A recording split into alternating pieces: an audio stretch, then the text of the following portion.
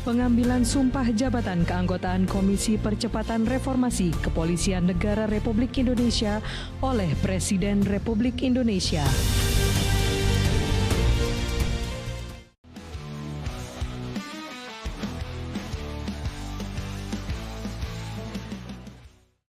Assalamualaikum warahmatullahi wabarakatuh. Waalaikumsalam warahmatullahi wabarakatuh.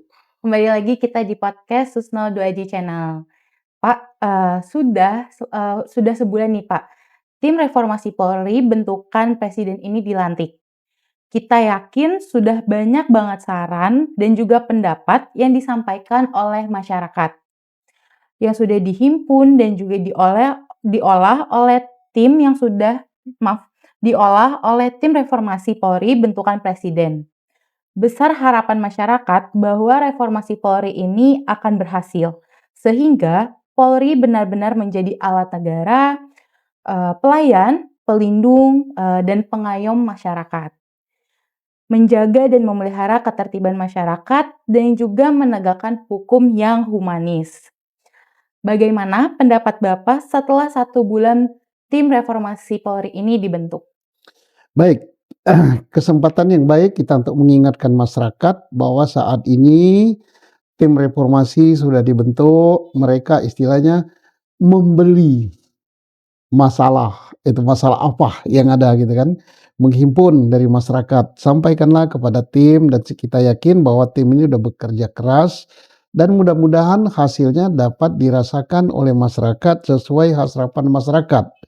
Polri menjadi pelayan, pelindung, pengayom masyarakat, kemudian menjadi pemelihara dan menegakkan keamanan ketertiban masyarakat dan menegakkan hukum yang berlaku secara humanis. Itu harapan masyarakat. Nah, apakah masukan-masukan itu sudah diolah? Saya yakin sudah diolah.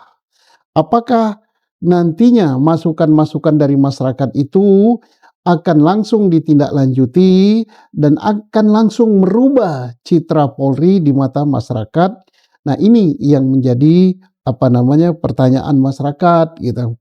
Pertanyaannya, apa iya akan ditindaklanjuti? Apa iya Polri akan berubah? Mari kita ikuti, mari kita amati, kita yang merasakan apakah sekarang ini 1 bulan tim reformasi dibentuk sudah ada perubahan-perubahan. Misalnya Polri-nya sudah humanis, sudah ramah, tidak angker, kemudian kalau melapor ke Polri pelayanannya cepat, tidak ditunda, tidak dimintai duit dan lain-lain. Nah, kalau itu sudah mulai terjadi walaupun tidak cespleng 100% berubah, tapi sudah ada penataan, dia makin lama makin bagus, berarti betul reformasi ini sedang berproses, sedang berjalan. Tapi kalau tambah parah gitu kan, lebih gawat daripada sebelum reformasi berarti nggak berhasil.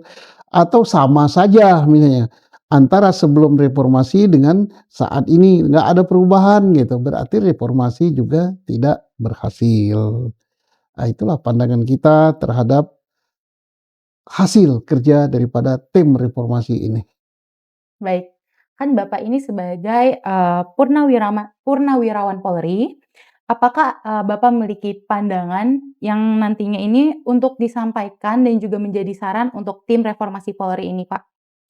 Baik, jadi reformasi Polri ini saya katakan sudah terjadi sejak dipisahkannya Polri dari TNI, dari ABRI ya. Jadi itulah namanya zaman reformasi.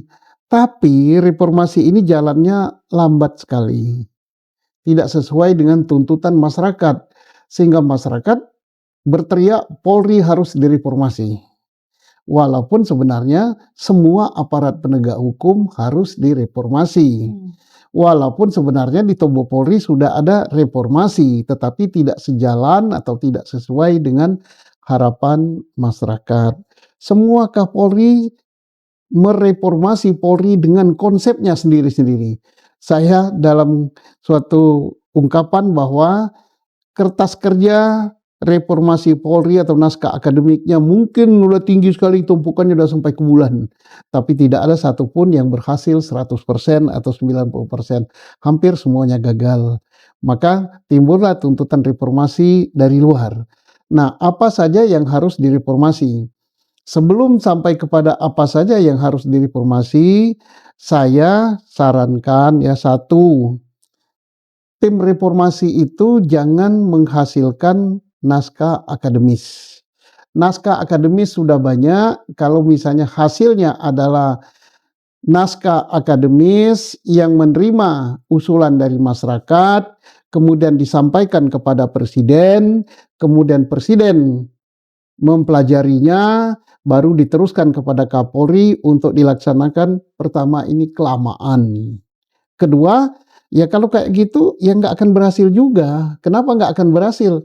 Ya dulu Kapolri ini sudah punya konsep reformasi, baik yang dibuat oleh tim bentukannya atau dibuat oleh Kapolri sendiri sebelum dia naik jadi Kapolri yang terkenal dengan persisi ya sekarang ini ya. Tapi nggak berhasil kan. Sudah 4 tahun atau 5 tahun dia jadi Kapolri nggak berhasil gitu kan. Berarti kalau tim ini bekerjanya seperti itu tidak berhasil. Maka apa saran saya? Saran saya pertama, berilah kewenangan dan kekuasaan dan kekuatan kepada tim ini supaya jangan hanya membuat usul. Nah, bagaimana? Usul saya ekstrim ya, extraordinary ya, mungkin melanggar hukum. Tapi karena presiden ini kuat, walaupun melanggar hukum dia bisa buat perpu gitu. Nanti perpunya dirubah jadi undang-undang gitu. Nah, gimana caranya? Usul saya ekstrim mungkin diketawain orang gitu, tapi kalau tidak ekstrim ya susah gitu. Apa? Ya, sementara kepemimpinan Polri diambil presiden, kemudian presiden menyerahkan kepemimpinan Polri kepada tim reformasi ya, kepada ya kayak pimpinan KPK lah, 3 orang atau berapa gitu, 3 orang aja, 3 orang nggak perlu ada Polri-nya di situ. 3 orang mereka inilah yang sementara menjalankan tugas sebagai Kapolri sampai waktu ditentukan, apakah setahun atau 2 tahun beri waktu. Dia punya kekuasaan kayak Kapolri, bisa memecat, bisa mengangkat, bisa merubah peraturan-peraturan di internal Polri itu dan sebagainya. Kayak Kapolri lah, tapi bertiga gitu, kolektif, kolegial. Maka apa yang menjadi ide mereka tak perlu diusulkan lagi, dipelajari, tapi langsung cespleng diterapkan. Setelah Polri dipandang baik misalnya atau batas waktu dipenuhi, diserahkan lagi kepada presiden, nanti presiden baru menyerahkan kepada Kapolri yang sekarang atau menyerahkan pada Kapolri yang baru. Nah, ini ekstrem kan? Tapi ada lagi negara lain yang lebih ekstrem, polisinya dibubarin. Nah, untuk Indonesia nggak mungkin lah kalau gitu kan, karena kita luas ya. Ada lagi yang 1 generasi atau 2-3 generasi dipotong gitu. Ini juga agak susah gitu ya. Nah, itu saran saya untuk tim reformasinya. Nomor 2 saran saya. Ke depan pengangkatan Kapolri itu tidak perlu melibatkan partai politik ya. Partai politik itu anggota DPR itu kan politik ya. Karena itu hak prerogatif presiden, ya langsung presiden yang mengangkat, tidak ada campur tangan pihak lain. Mengapa tidak perlu? Karena kalau melibatkan DPR, DPR ini lembaga politik. Nanti setelah seseorang jadi Kapolri, dia merasa berhutang budi. Maka akan banyak campur tangan kepada Kapolri, ya bisa titip itu, titip ini, dan sebagainya. Ini akan gangguan. Jadi saran kedua saya, rubah undang-undang yang pasal mencantumkan pengangkatan Kapolri dengan persetujuan DPR, pengangkatan dan pemberhentian ya, itu tidak perlu ada lagi. Yang ketiga, yang diperbaiki itu apa? Perilaku. Nah, apa itu perilaku ya? Kalau perilaku kita perinci, bisa bukunya tebal segini. Nah, itu kita bisa rasakan semua perilakunya dirubah supaya betul-betul menjadi perilaku yang humanis. Ya, karena dia itu adalah pelayan ya. Bagaimana perinciannya? Tidak saya sampaikan di podcast ini. Kalau sampaikan di podcast ini bisa dari pagi sampai malam menyebut perilaku ini, nggak tuntas-tuntas dia. Yang ketiga, Yang ketiga sudah ya. Ya, tidak, sudah. Sekarang keempat ya. Yang keempat yang harus dirubah itu yang paling banyak dikesalkan oleh masyarakat, buat masyarakat nongkol adalah penegakan hukum. Kalau dikenal dengan fungsi reserse, itu yang harus dibenahi. Karena hampir 80%, ya walaupun saya nggak ngitung ya, tapi kira-kira nanti kalau ada yang nanya, Pak sudah dihitung belum? Yalah ini saking kita anggap aja lah, 80% persoalan itu terletak pada fungsi reserse. Fungsi penanganan perkara. Kenapa? Baru lapor aja masyarakat sudah katakan, lapor kehilangan ayam, jadi kehilangan kerbau.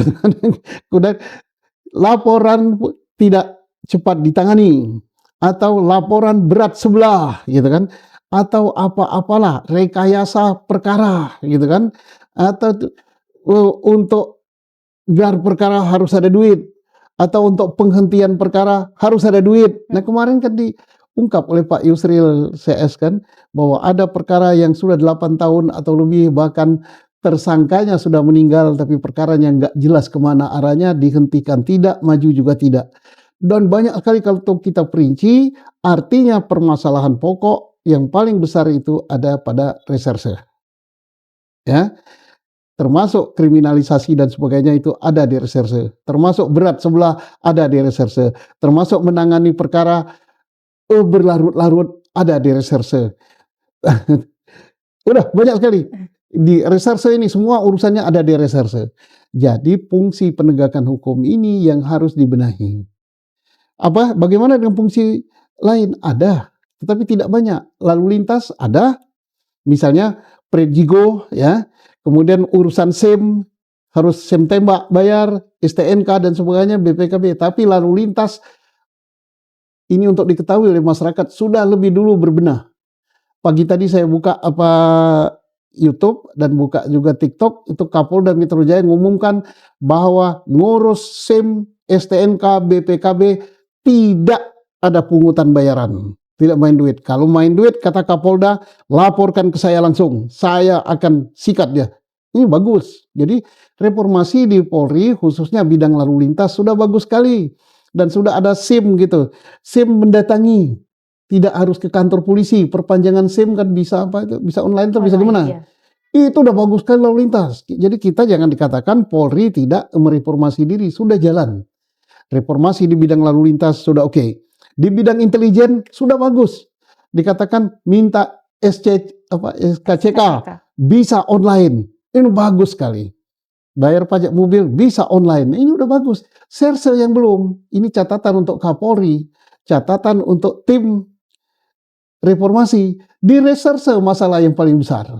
Perkara numpuk, perkara hilang, kemudian saksi diminta duit, kemudian pelapor diminta duit, dan sebagainya, dan sebagainya, semua ada di reserse. Jadi pusatkan di reserse. Sekarang yang kelima. Yang kelima ini adalah tentang urusan pengamanan kegiatan masyarakat, ya. Jangan lagi pengamanan kegiatan masyarakat itu diminta duit misalnya untuk izin-izin. Enggak, itu gratis, sudah tugas gitu. Jadi bagian yang terkait dengan pengamanan masyarakat ini harus berani mengumumkan. Tidak ada duit pengawalan. Tidak ada lagi kokok untuk ngawal-ngawal itu karena duit. Tidak gitu. Nah ini cepat lakukan ini, karena lalu lintas sudah mengumumkan tidak ada lagi ngok-ngok itu. Nah, lalu lintas bagus. Kemudian fungsi sabara ya, pengamanan tadi. Yang berikut lagi yang harus adalah ini urusan internal Polri. Polri yang harus memperbaikinya. Nomor berapa ini? 5 ya? 5. Nomor 5. Misalnya untuk dapat jabatan harus bayar. Untuk sekolah harus bayar. Untuk naik pangkat harus bayar. Ini kan internal Polri. Kita tidak tahu ini, ya Polri sendiri yang paling tahu, benahilah sendiri, karena itu yang merasakan adalah anggota Polri sendiri. Berbenahlah ke dalam, ya. Jangan sampai nanti anggotanya kecewa gitu. Karena ada keluhan, kalau tidak dekat sama pimpinan maka tidak dapat jabatan, atau kalau tidak dekat sama pimpinan maka penempatannya di paling ujung sana gitu ya. Ini masyarakat tidak campur tangan, silakan dibenahi sendiri, Polri lah yang paling tahu. Satu lagi nomor 6. 6 ya. 6, Pak. Nomor 6 yang menjadi keluhan masyarakat bahwa banyak masyarakat itu walaupun benci dengan Polri tapi ingin jadi Polri. Banyak.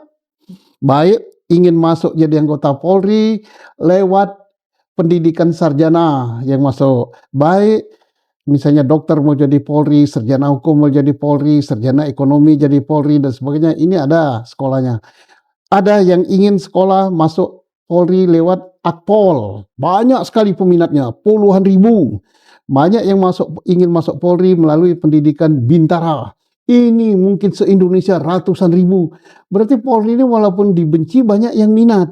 Nah, yang menjadi keluhan adalah ingin masuk Polri ini harus bayar supaya lulus. Nah, ini silakan dibenahi bagaimana cara mengatasinya. Cara mengatasinya ya jangan menerima anggota Polri atau rekrutmen ini melibatkan anggota Polri saja, tapi libatkanlah instansi luar. Apakah Kementerian PAN dan reformasi birokrasi dilibatkan? Apakah tim pengujinya jangan hanya Polri saja, melibatkan dari akademisi itu mungkin pihak luar yang masuk, atau juga hasil-hasil ujiannya dibuat terbuka pakai apa namanya online gitu ya. Online. Bisa lihat bahasa Inggrisnya berapa gitu, bisa melihat nilai olahraganya berapa dan sebagainya itu online. Nah, termasuk juga satu lagi nomor 7. Ya, sekarang nomor 7, Pak. Nah, nomor 7 jumlah anggota Polri ini mungkin sudah kebanyakan ya. 450.000 tapi saya nggak tahu kebanyakan apa enggak. Gantikan dengan teknologi. Ya mungkin kurangi gitu, jangan sampai anggaran Polri habis hanya untuk gaji pegawai. Sekarang sudah zaman teknologi kok, tidak perlu anggota banyak tapi bisa digantikan oleh teknologi.